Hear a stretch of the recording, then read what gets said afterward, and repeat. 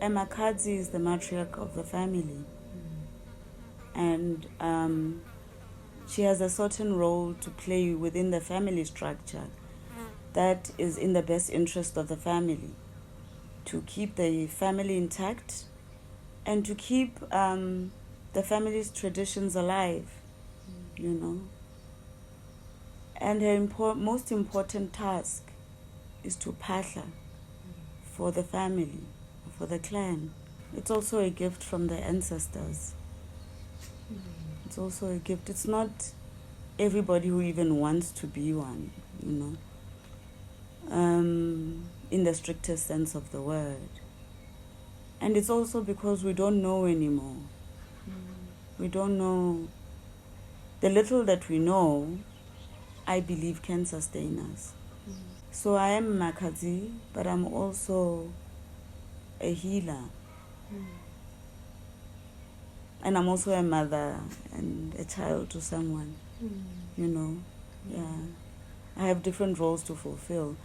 But it's always with the understanding that being healer and Makhadzi comes first. I treat everything. With Muti, there's nothing you can't heal. Nothing. There's nothing you can't heal. So I think I get sent different types of people with different types of ailments or problems that the Muti then facilitates the healing thereof. How do I explain Muti? So from the very beginning of time, African people, this is what I know, have eaten Muti. Whether they were healthy, unhealthy, part of it was rites of passage. And that's what people did over time until that was disrupted in history. So we know that Muti is part of our DNA. It's also that thing that is ingrained in us.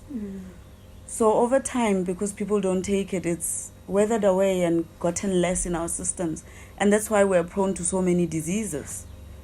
So now if I give you Muti, as an African person, there's no way that your body won't respond to it.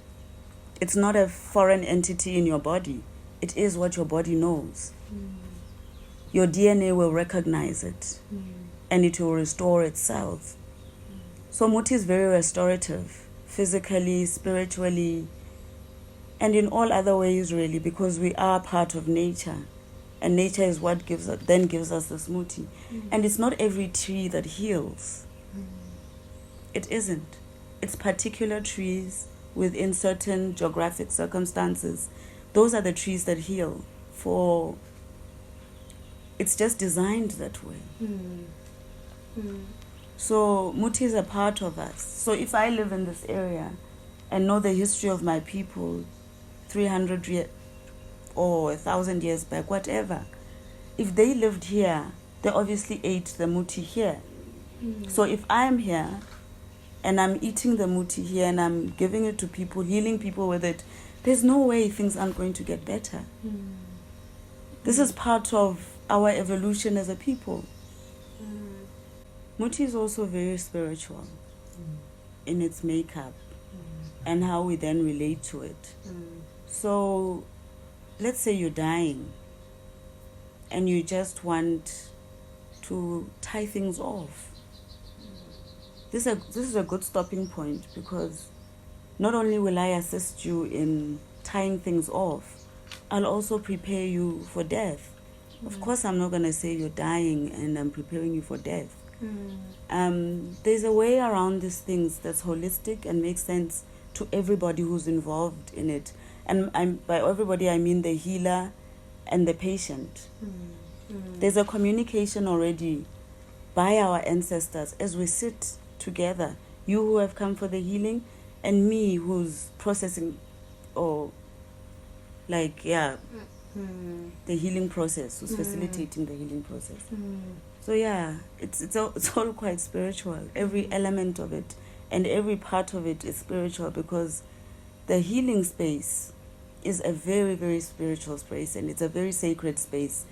And yeah, everything about it, the muthi, the drumming, the abilities to do certain things that other people defeats other people. Like just the mere ability to be able to make a person well through the spirit. That automatically tells you that just by its very nature, this is all spirit, all of it. Obviously, I'm not always going to be in that space, and I'll have moments where I'm not in that space. But when I am engaged in here and I am being a healer, wherever I am, I know that I have to be in sort of a spiritual space and look out for myself in particular ways, so that I don't engage in certain things that might make me deviate for, because I deal with spiritual things, sacred things. Muti is spiritual, the bones are spiritual. So to a very large extent, all of the components that add up to this is all spirit. From birth, a child starts taking muti, and something, as you grow up throughout your life, you'll take. At different times, you'll take different mutis, and that all also goes with your growth process, you know.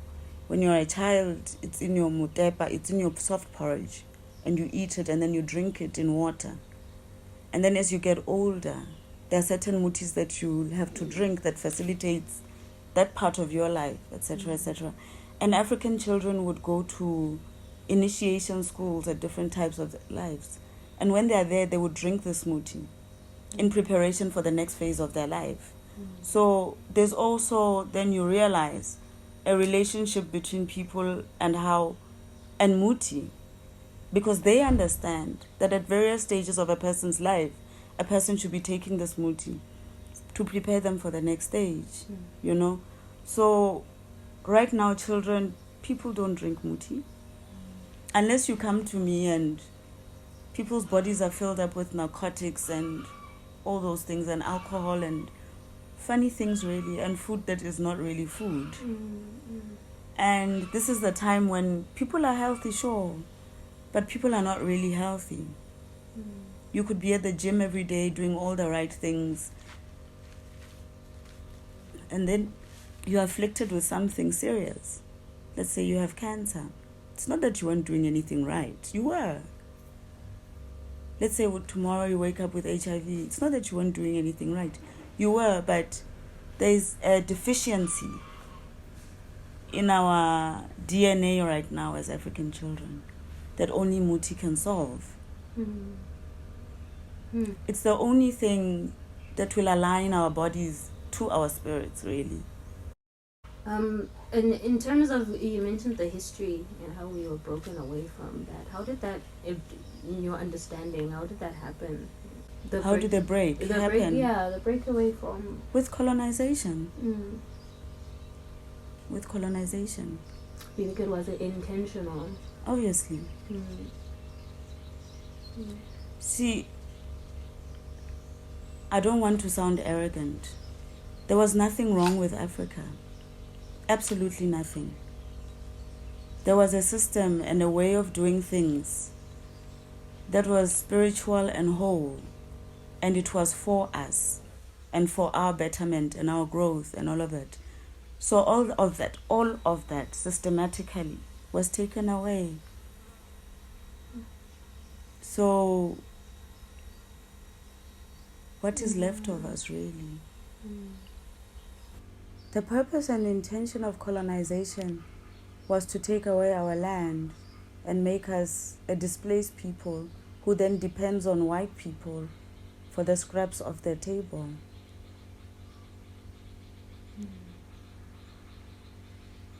That's all, really. And it has been like that since they came.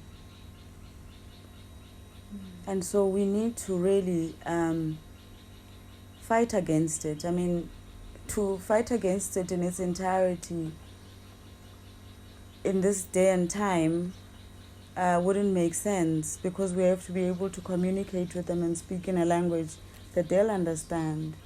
But we also have to make them aware that we are aware of what it is that they are doing continually. And now we don't have anything as an African people. How we don't have land. So if a person is a complete, they have their land, they have their language, and they have their spirituality. How do you relate that to the African experience or to the African person? Anywhere in Africa right now.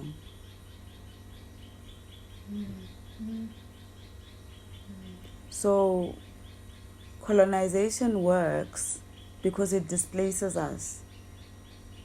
It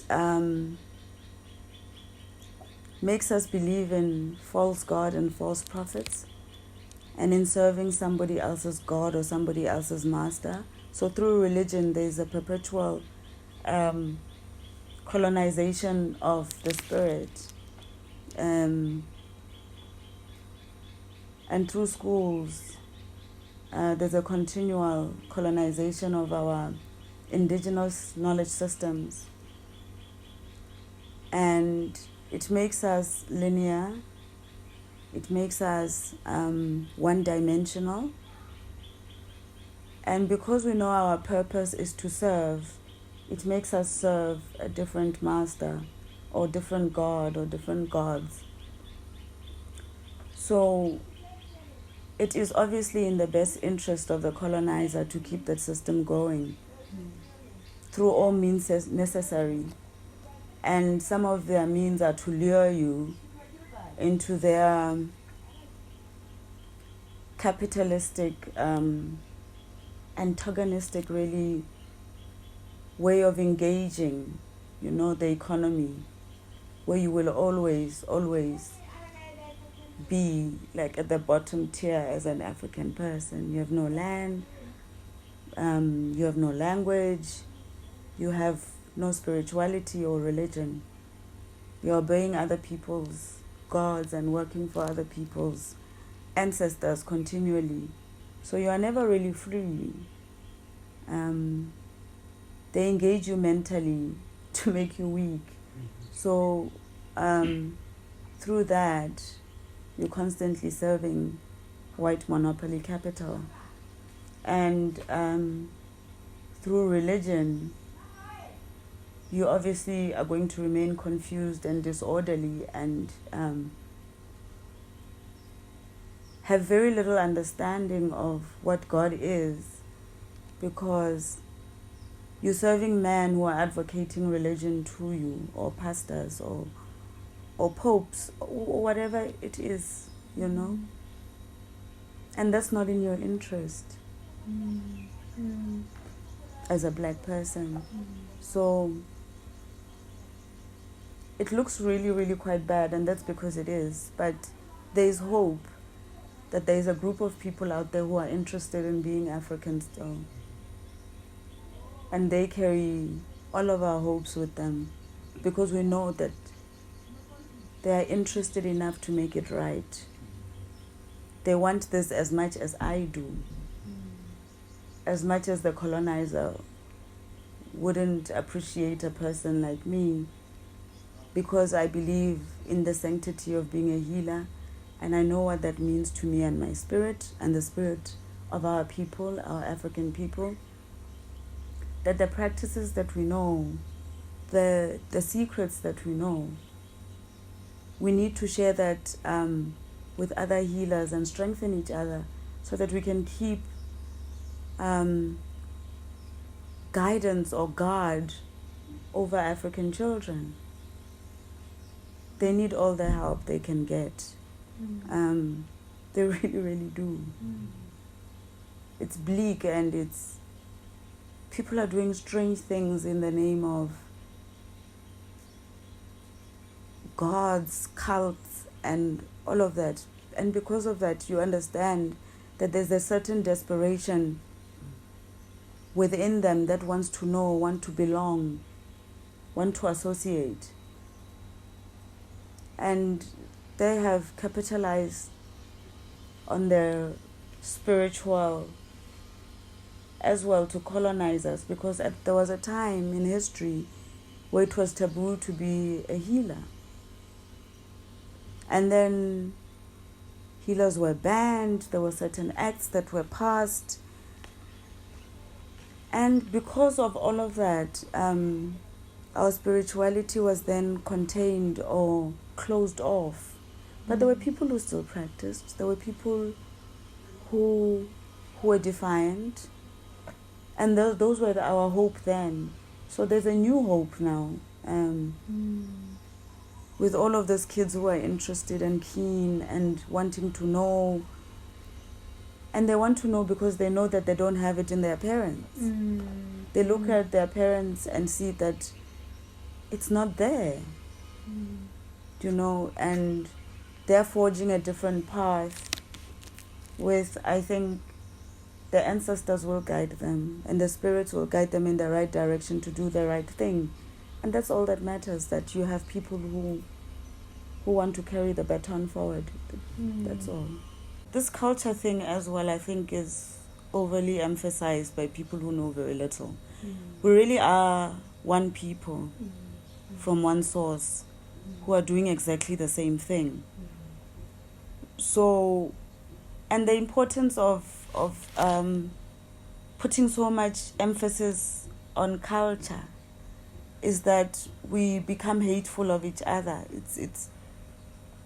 It's really cool to be proud, but it's really not to be arrogant about who you are, because you won't be interested in learning about other people. And the danger is that you start hating each other, and which is what's happening in South Africa. And as a consequence, South Africans don't like themselves and they don't like other people.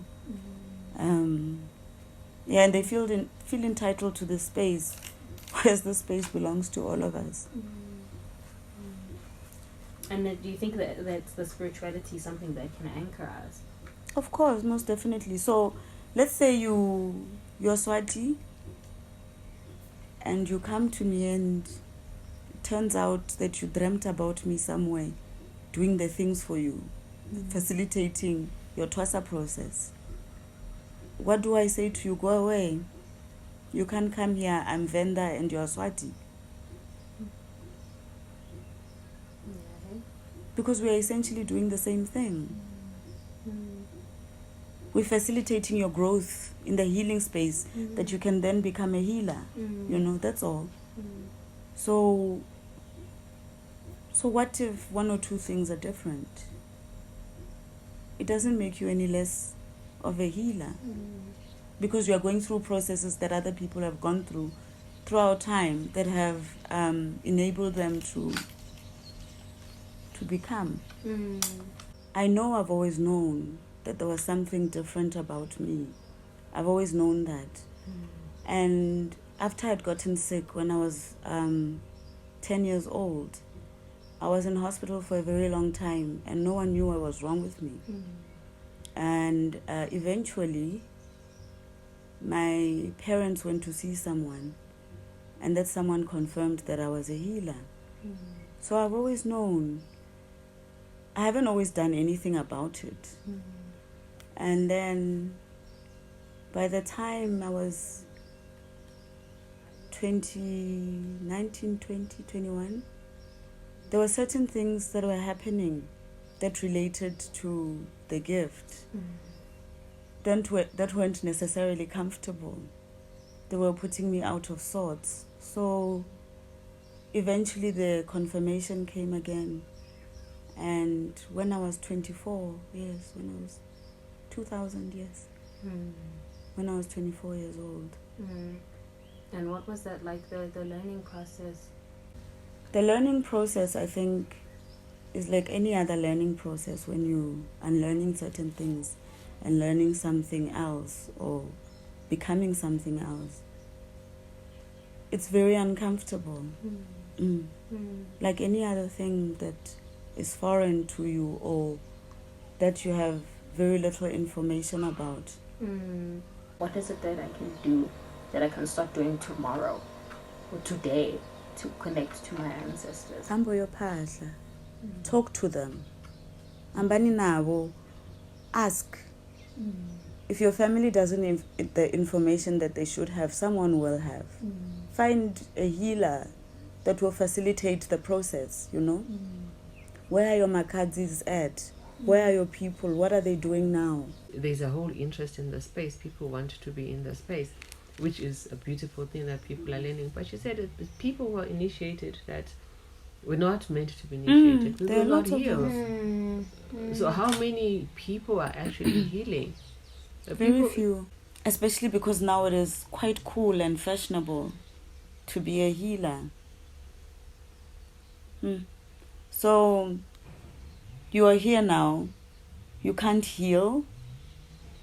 There's no one telling you those messages of how to, where to, because I can show you what to do something, but if it's not in you, you won't be able to execute it. You will give someone the exact same mutis that you saw me give someone, but because this is not your gift to that person, they won't be healed. So a lot of people out there would like to believe that there are no healers left out there. Oh yes, there are.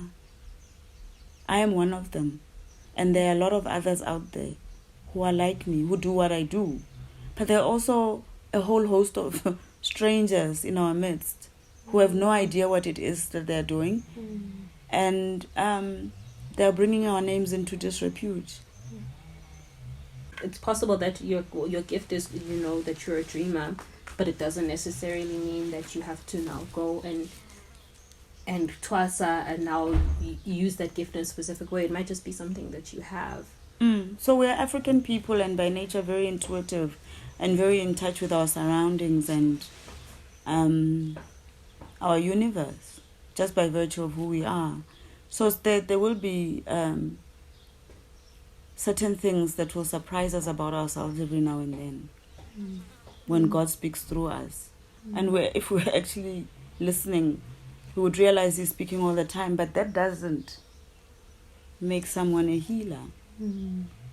It just means you're in touch and the spirits are speaking through you. That's all. People who will spread false messages like in order to be a Sangoma, you don't need to twasa. Or to be a Maine, you don't need to twasa. You do. It's a rite of passage. And within all of that rite of passage, there are certain secrets and certain information that you'll only be given within that space. So that you are a full person when you get onto the other side. You know certain things, your dreams are more profound, you have certain understandings of a lot of things. You having a dream today and being able to tell me about it and certain things happening never means you're a healer. It means you have the gift of the dreams. And that's all you have. Maybe you might have it once in your lifetime or many times over. But be rest assured, it doesn't mean anything. And in order to be a particular type of person, a Sangoma and a Nyanga, you really have to go through the processes, lest we demean the whole thing. Why do we want to take away from who we are? We have gone through certain things in order to be these people. I want that to always be there. I know who my peers are. You have no right to come here and call me a peer of mine if you don't know the processes. And you are demeaning what I do. And you are taking away from it. What are you saying to other children? What is it that you know that I don't, who has gone through the processes, that you could possibly tell me about the processes that makes you a healer? Hell no. We mustn't trivialize what it is that we do. What it is that we do is important. It needs training and a certain level of understanding with regards to it. And not just anybody can walk off the street because they've had a dream and think they're going to twasa. Because all of a sudden everybody is twassing. Was everybody a healer before? Are people trying to make money off other people's children by making them go through these processes? I don't know. But if you are not a healer, whether you twasa or not, you'll never be one. So let's respect our practices. Let's respect what it is that we do and give it the standing it deserves. We are here to adhere to a certain code of ethics, conduct that only you will only learn in Etwaseng, Epefeni, that you can't learn off the streets, No other healer will tell you what they have gone through. It's not out. It's not public information. I mean, there are very silly people out there right now who think they know too much and can therefore expose us. But that's their thing. That they'll have to deal with their gods. Obviously,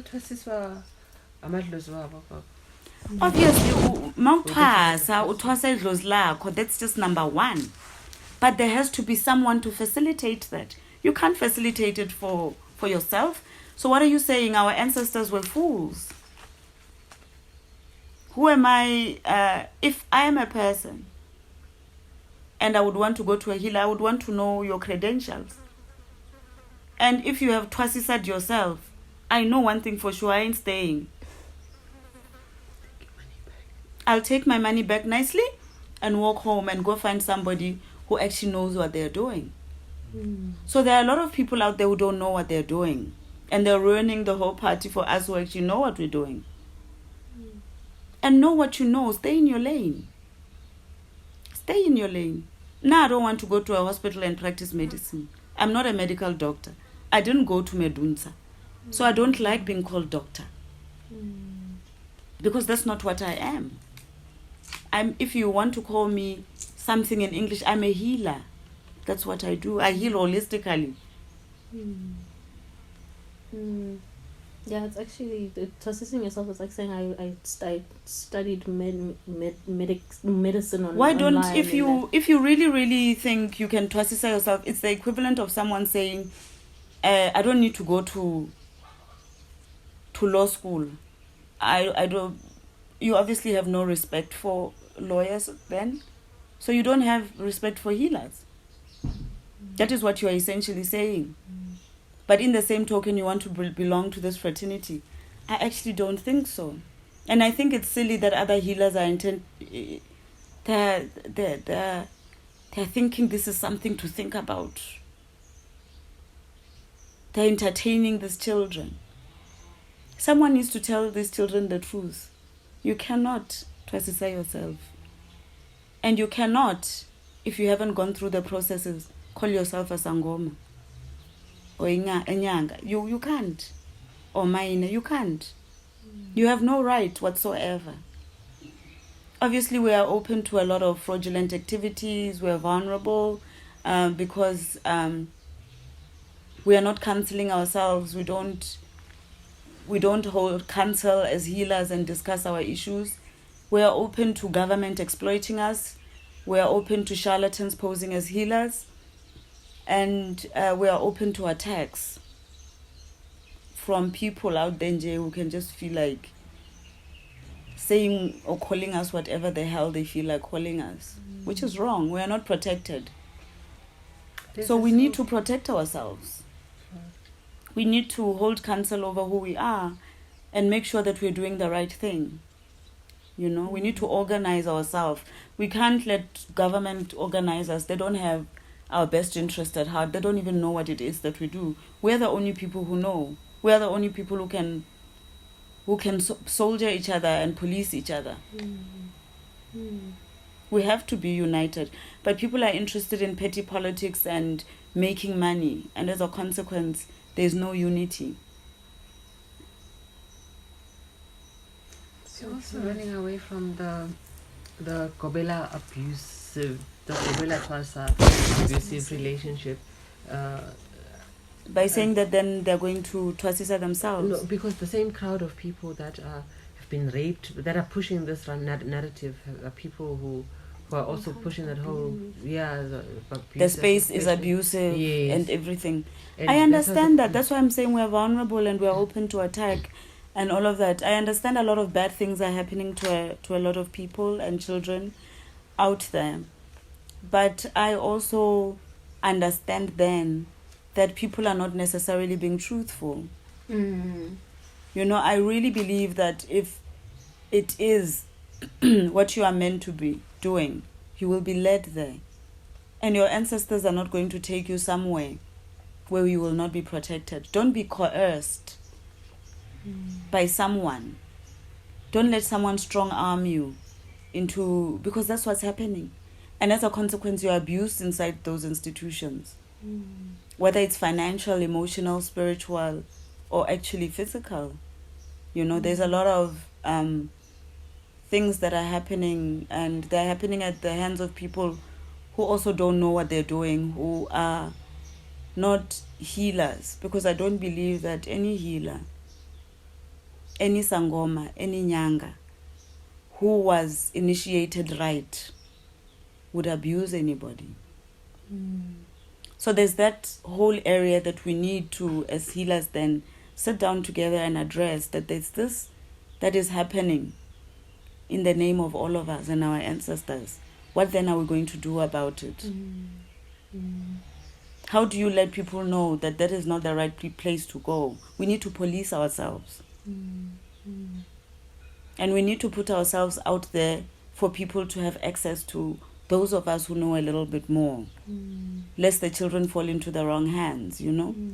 Because if you come to me and I need to direct you somewhere, I will show you the direction to where it is that you'll get the best possible help for whatever it is that you're going through.